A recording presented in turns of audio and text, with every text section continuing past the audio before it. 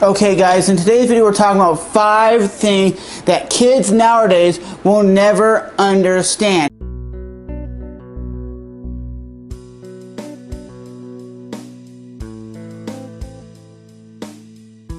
Thing that kids nowadays will never understand is a old school VCR tape before you could watch it, and it was always the greatest thing is when you could go to the store like Blockbuster, Hollywood Video, and you can choose the video, and you'd go usually as a family, pick out the movie, put it in, and watch it.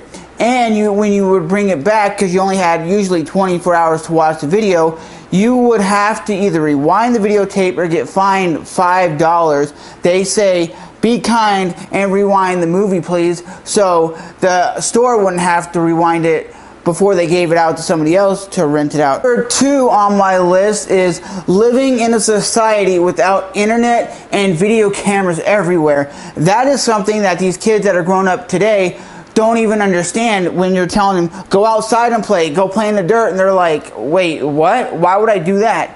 My niece, for example, she's the same way. She's like, I'd rather be on my iPad than be outside playing with like a little drone or playing with toy cars out in the yard, even though she's 8 years old. So me personally, I think kids nowadays will never understand when you say, hey, you know the internet never existed 20 years ago, and 20 years ago kids actually went outside and rode bikes and went for bike rides and played cops and robbers and played tag.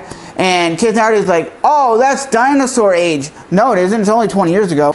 Number 3 on my list is sports. When we wanted to go out and play sports and interact with sports, we went outside and did activities and actually did sports and actually played. I used to play from the time I went in the 6th grade till about 9th grade. I used to play basketball all the time at my school, just shooting. I might not have been the best basketball player, but I enjoyed doing it. Now it's all about esports. Well, my iPhone got its basketball game, and I'd rather play that than go outside and play. So I think playing sports is one of those things nowadays that just a regular person, I'm not saying like a professional athlete or some dude who wants to make it as an athlete. I'm saying the regular dude doesn't go outside and actually do that anymore. I remember clearly as a kid playing basketball and going to the park with a bunch of friends and playing mud football. If you don't know what that is, it's basically when it's raining outside, you put on some dirty clothes and you go play in the mud, and you get tackled in the mud, you get roughed up in the mud, and you come home and you have your clothes covered in mud. That is what I remember, and that's what I love. Mud football all day, every day. That kept people in shape. I think that's what a lot of people are fat nowadays, because they don't go out and do activities like that. Number 4 on this list was video games that don't have a checkpoint, don't have a spot where you can save your game. Like when you were playing the original Mario Brothers or the original Zelda, you literally had to play that game for like 4 hours straight or 5 hours straight to beat the game, because you cannot play it and have checkpoints. That was one thing that I remember, and I clearly nowadays do love the fact that you can play a game, save it, and then log off and play it some other time. But back in the day when you'd be playing Mega Man or the Mario Brothers or Contra, you literally had to play the games for 4 to 5 hours to beat the game just because they didn't have any checkpoints. Who remembers that? That was one thing you would have to do on the Sega Genesis and on the regular Nintendo. And I remember going to a buddy's house, and we always tried to beat the Mario Brothers,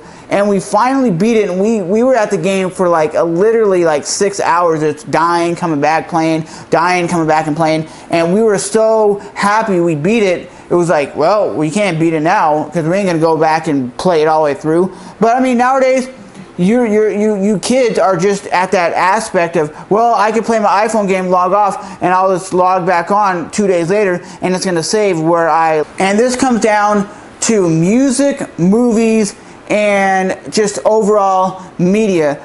Back in the 90s or early 2000s, before MP3s and before iTunes, you physically had to go to the record store or to the video store. Yes, they still had video stores out there where you can buy DVDs. I remember going to Sam's Club or Sam's Club. It was Sam's Goodies, which is a huge, used to be a huge record store, and I used to go to Tower Records, which used to be this huge record store. You'd go in there and they'd have rows and rows and rows of hundreds and hundreds of CDs, and even artists you never even heard of used to be in there. And nowadays it seems like you go to like Best Buy or FYE and they have very, very limited space for their CD collection, which I don't know why a lot of people are afraid to buy DVDs and CDs. I still go the route of buying a CD because you still get artwork, you get a lot of different things. Sometimes you get a DVD, you can get a t-shirt, vinyl even comes with some crazy stuff with the crazy artwork. And that's one thing I like to do, is support the band, because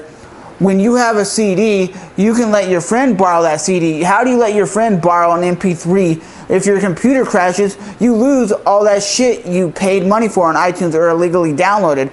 But at the end of the day, I actually miss going to the record store and just browsing through the store. I'd be in there for like an hour just browsing the store looking for my favorite artist.